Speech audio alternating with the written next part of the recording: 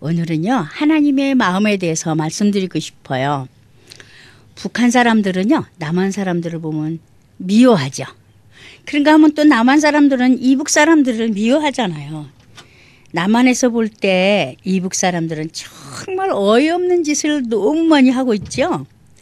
억지를 쓰기도 하고 이모저모로 남한을 괴롭힌다고 생각지 않으세요? 저 그렇게 생각이 들거든요.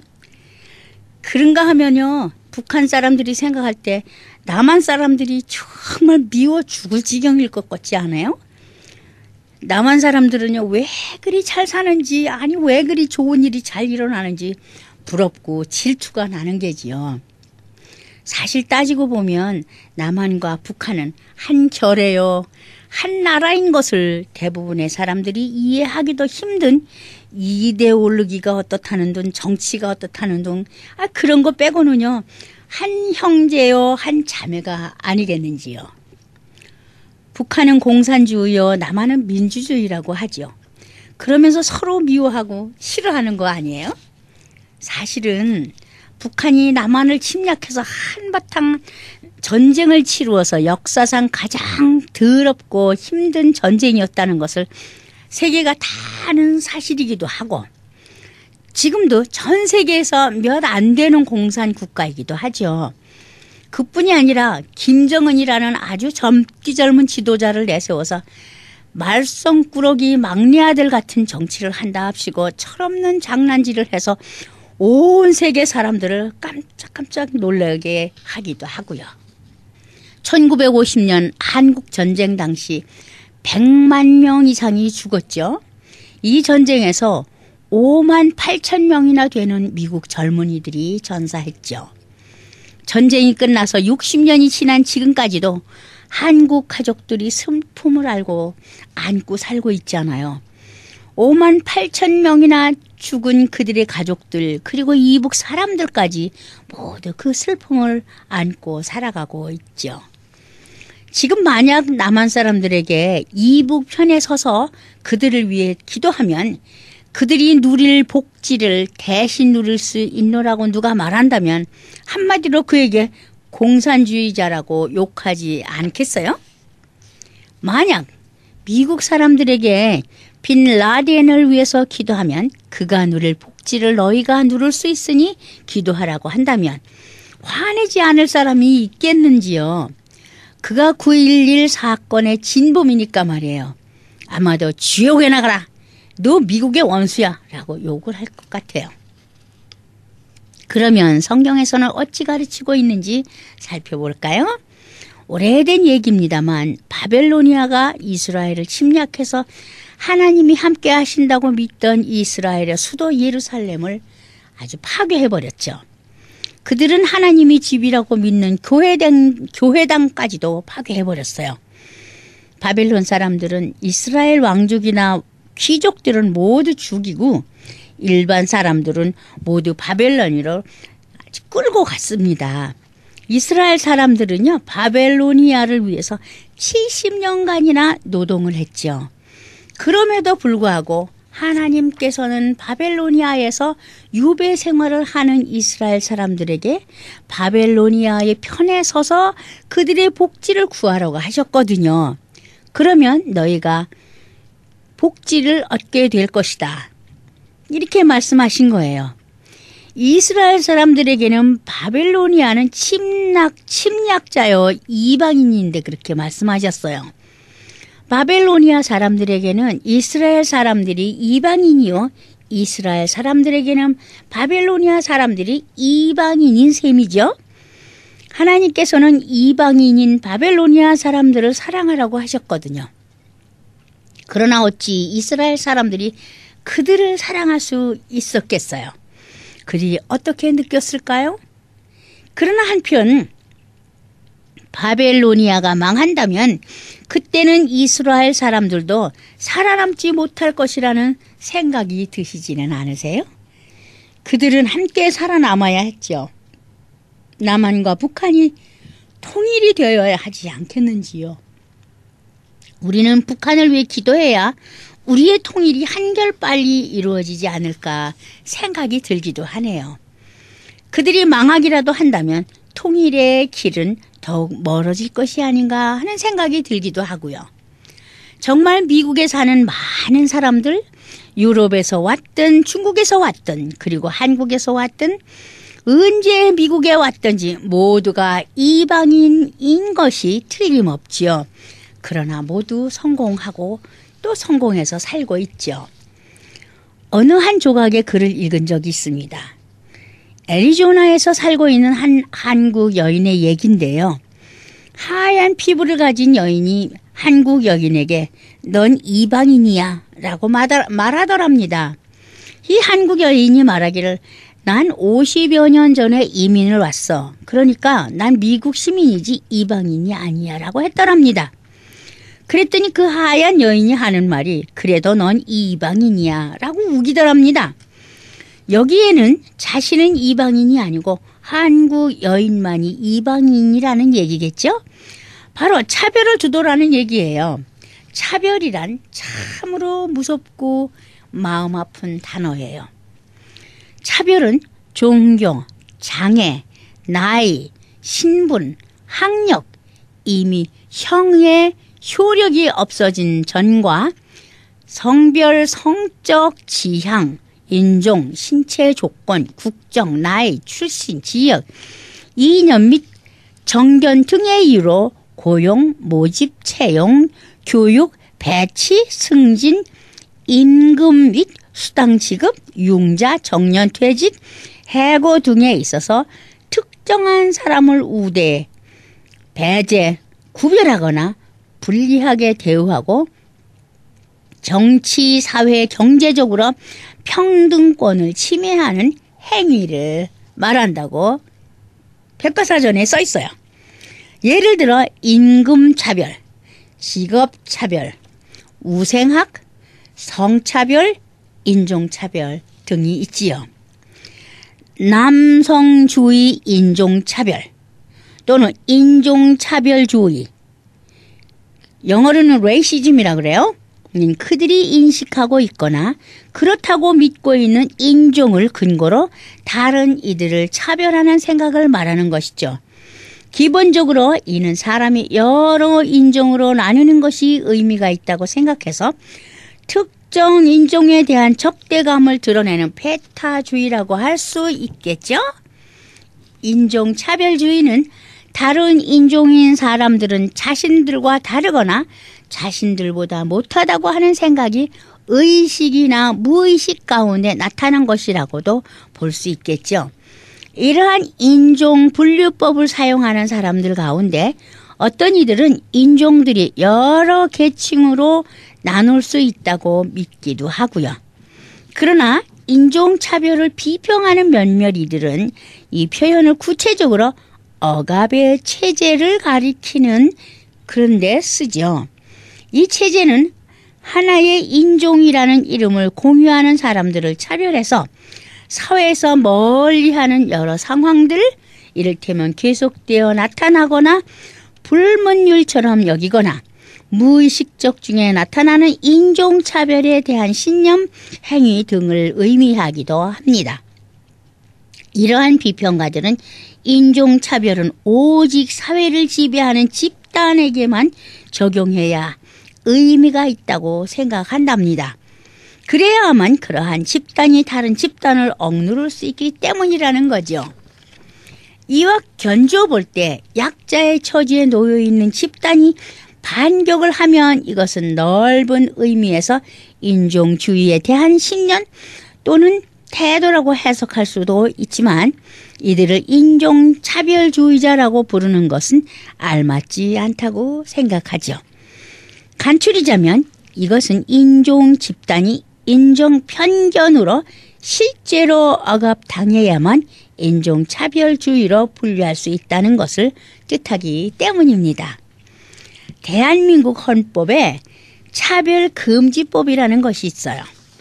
평등 이념에 따라서 성별, 장애, 병력, 나이, 출신 국가, 출신 민족, 인종, 피부색, 언어, 출신 지역, 용모 등 신체 조건, 혼인 여부, 임신 또는 출산, 가족 형태 및 가족 상황, 종교 사상 또는 정치적 의견, 범죄 전력, 보호 처분, 성적 지향, 학력, 사회적 신분 등을 이유로 한 정치적, 경제적, 사회적, 문화적 생활의 모든 영역에 있어서 합리적인 이유 없는 차별을 금지하고자 제정된 대한민국의 법입니다. 그런데 우리가 사는 사회는 알게 모르게 너무도 차별이 많아서 일일이 예를 들기조차 힘이 들죠. 미국에서의 일입니다. 어떤 잡지에선가 짧은 글을 하나 읽었는데 도무지 이해하기가 어렵더라고요. 한 백인 여성의 독백과 같은 글이었습니다. 나는 백인입니다. 나는 백인으로 살았고 나의 부모님 역시 백인이지요. 아니, 할머니, 할아버지 역시 백인이고요. 남편 역시 백인입니다. 그런데 제 족보에는요, 흑인이라고 하네요. 저의 조상 중에 한 분이 흑인이었다는 겁니다.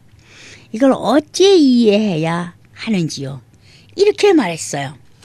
마치 조선시대에 양반과 상민이 구별되어서 양반에게서 태어났더라도 양반이 아니면 서자가 되어 많은 차별을 받은 사회였듯이 한 집안에 한 사람이 흑인이라고 하여 그 혈통을 따라 흑인이라고 차별을 하는 것이 바로 서자와 서자의 자식은 양반이 될 수 없었던 이치가 같다는 생각을 해봅니다. 50년 전에 한국에서 미국으로 온 한 여인에게 이방인이라고 했던 백인 여자의 그 지적 역시 같은 맥락이 아닌가 생각이 드네요. 아무튼 우리 울타리 선교회는 지난 21일 저녁에 창립 14주년 기념 행사로 찬양으로 감사 예배를 드렸습니다. 우리 울타리 선교회는 한국 이민자들의 공동체로부터 서포트를 받습니다. 21일 저녁에도 정창균 목사님 그룹, 소노러스 싱어스 그룹, 미주 여성 코랄 등 한국의 음악가 그룹들이 참여해서 울타리에 힘을 실어 주었지요.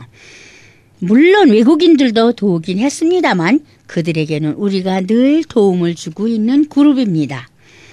우리 코리안 아메리칸들은 확실히 이방인이지만 또 다른 이방인들을 위해서 봉사하고 도와주고 있습니다. 마치 우리 울타리 선교회처럼 흑인들과 히스패닉을 돕는 것처럼 많은 단체나 사업체들이 또 다른 이방인 그룹들을 돕고 있다는 말이죠.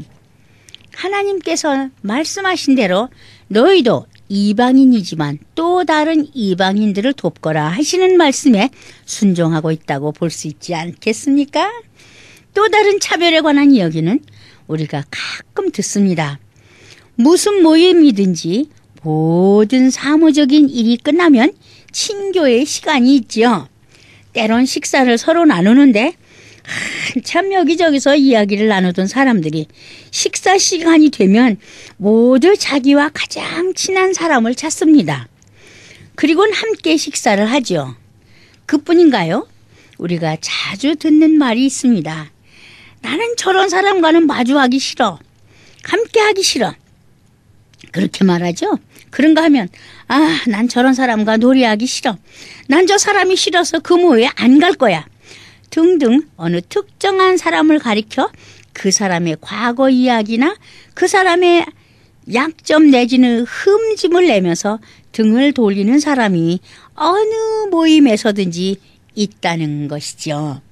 특히 교회에서 많다는 것은 참으로 한심하기도 한 일이 아닌가요? 한국 사람에게서 들은 이야기입니다. 이민국에 가서 인터뷰를 할 때 검고 뚱뚱한 여자를 만나지 않도록 기도하고 가라더군요. 왜냐하면 그런 여자에게 걸리면 영주권을 포기해야 한다고 하더라고요.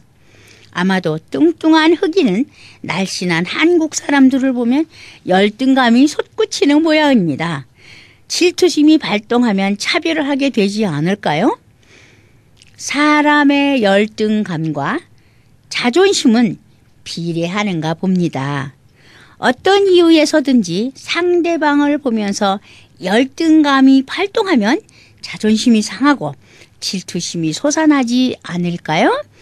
그러면 자동적으로 상대방에게 불이익을 주게 되기도 하고 극한 상황에 도달하면 죽이기도 하는 것이 아니겠는지요. 성경에서도 드라마에서도 열등감이나 질투심은 차별에서 오는 게 아닌가 생각이 듭니다. 나만 못하다고 생각했는데 나보다 높은 위치이거나 낮다고 생각이 들 때 생기는 것이 바로 질투심인 것 같거든요. 질투심은 나하고 동등하다고 생각했거나 나보다 낫다고 생각한 사람이 나보다 나아 보일 때는 질투심이 생기죠. 그러나 나보다 훨씬 나은 사람에게는 질투심을 갖기가 조금은 어렵지 않은가요? 자신은 항상 다른 사람보다 낫다고 생각하는 그 우월감이 남들을 천대하려는 생각이 바로 차별을 하고 있다는 것 아니겠는지요. 조국을 떠나 먼 이국에서 살고 있는 우리들 정말 너무 열심히 살고 있지 않아요? 어떤 이들은 성공해서 많은 재력을 축적한 이들도 있지요. 정말 좋은 집에서 정말 좋은 차를 타면서 돈을 버는데 성공한 한인들이 많이 있잖아요. 그러나 아무리 노력해도 돈은커녕 정말 고생만 정말 많이 한 사람들도 많이 있어요. 화난 김에 잠시 둘러본 곳이 바로 일생을 감옥으로 보내진 사람들도 있죠. 그런가 하면 보람 있는 일에 열심을 다하다가 간 사람들도 많이 있습니다. 그렇게 살면서 차별을 당해보지 않은 사람이 어디 있습니까? 보통 백인들은요, 참 친절해 보여요. 그러나 자기보다 높은 지위에 오르거나 경쟁의 대상이 일단 되면 그 꼴을 보지 못하는 사람들이 바로 백인들 같아요. 그런가 하면 흑인들 정말 차별하려고 애쓰는 사람들 같기도 해요. 조금이라도 잘나 보이고 싶은 사람들이 많은 것 같거든요. 흑인들은 다른 인종들을 차별해요. 뭐 흑인들이 백인들을 차별할 수는 없으니까 그저 다른 인종들, 민족들을 차별하죠. 자기들이 백인들에게 받은 서름을 갚으려는 듯 때론 매몰차게 굴기도 하더라고요. 영어를 못한다고 구박을 하기도 하고요. 미국 땅에 사는 이들이 이방인 아닌 사람이 얼마나 되겠어요. 거의가 다 이방인이죠. 백인들도 200여 년 전에 유럽이나 아프리카에서 이민 온 사람들이 아니던가요? 우리가 이방인인 이미 확실한데 모두 먼저 와 살았노라고 나중 온 사람들을 이방인이라 차별을 하고 있는 것 같지 않아요? 정말 그래요. 지금 세상에는 차별을 한다는 것은 중재인처럼 취급이 되기도 하지요. 남녀 평등이라고 하더니 이제는 남녀노소 그리고 땅 위에 사는 모든 사람들이 평등하다고 하지요. 심지어 결혼까지도 남녀가 하는 것이 아니고 남자와 남자, 여자와 여자끼리도 할 수 있게 된 세상이잖아요. 그런데 아직도 여자들이 차별을 몹시 받는 나라들이 많이 있습니다. 중동의 남녀 차별은 너무도 끔찍할 정도잖아요. 아프가니스탄이 그 제일 심하다고 하는데 그 더운 나라에서 시커먼 수건을 쓰고 눈만 내놓고 다녀야 하고 온 몸을 칭칭 감고 다녀야 하는 풍습을 굳게 지키고 있으니 말이에요. 제가 볼 때는 딱 중국에서의 여자들이 차별당할 때에 발이 크면 여자가 도망을 간다나요. 그래서 전족이라는 걸 신켰잖아요. 발을 자라지 못하게 꽁꽁 동여매서 정말 인위적으로 이렇게 핸디캡 장애인을 만들었던 시절이 있죠. 이게 공산당이 들어서면서 그거는 그런 풍습이 없어져서 이제는 그거를 생각지도 못하고 알지도 못하는 사람들이 많습니다만 제가 어렸을 때는 그거를 보고 자랐습니다. 그런데 그런 풍습을, 아니 미국에 와서까지 시커먼 천은 아니라고 땀이 줄줄 흐르는 여름에 우리가 겨울에 추워서 동여매는 그 마우라 같은 그 스카프를 쓰고 다니더라고요. 시커먼 옷으로 칭칭 감고. 아니 여자들이 무슨 상품이나 되는 것처럼 소유물처럼 취급당하고 있는 것이 아닌가. 막 저는 화가 나요. 그들을 볼 때마다 그 화가 치미는 것을 억제가 있어요. 그 중국에서 전족이라고 하는 여자를 억압하는 전형적인 그 신을 신었을 때는 사실은 그때는 제가 그런 의식이 없어서 그 화를 내보지도 못했는데, 이제는 이 미국 땅에 와서 그 더운 날씨에 그 마우라로 얼굴을 가리고 눈만 내놓고 다니는 사람들을 볼 때 정말 화도 나는데, 제가 그 나라에 태어나지 않은 것이 얼마나 다행이고 감사한 일인지 모르겠다는 생각을 많이 했습니다. 아무튼 특정한 그룹의 차별만을 이야기하려는 것이 아니고요. 일반적으로 차별이라고 라면 정말 하나님의 품성과는 전혀 거리가 먼 이야기라는 것을 말씀드리고 싶습니다. 하나님은 사랑이시라 우리 모두에게 사랑으로 다스리시는 것이 아니겠는지요. 그런데 우리 자신이 다른 사람들을 차별한다면 하나님은 슬퍼하실 것만 같아요. 끝으로 우리네 모두가 알고 있으면서도 고치려는 생각조차 하지 않고 있는 한 가지가 있습니다. 가르칠 때는 직업에는 귀천이 없다고 가르쳐요. 그러면서도 막상 내 자식, 내 가족은 좋은 직장 갖기를 원한다는 거죠. 그 자체가 심한 차별임에도 불구하고 당연한 것이라 여기는 우리들 마음이 가장 큰 문제일 거예요. 나는 안 그래 하면서도 막상 내 앞에 닥치는 일에는 그래도 이건 아니야 라고 부인하려고 하지요. 여러분들 그 드라마예요. 요새 뭐 금나와라 뚝딱인가 거기 보면은 이 양녀를 한, 그러니까 자기가 낳지 않은 아이를 키운 그 어머니가 그 자기가 낳지 않은 딸에게는 정말 노점상을 해도 그거 하지 마라 뭐 그걸 마음속에 안타깝게 생각을 안 했는데도 불구하고 자기 친딸이나 자기 아들이 그걸 한다고 할 때는 펄펄 뛰면서 그걸 어떻게 하느냐고 그걸 너무나 당연한 듯이 그렇게 표현이 되었더라고요.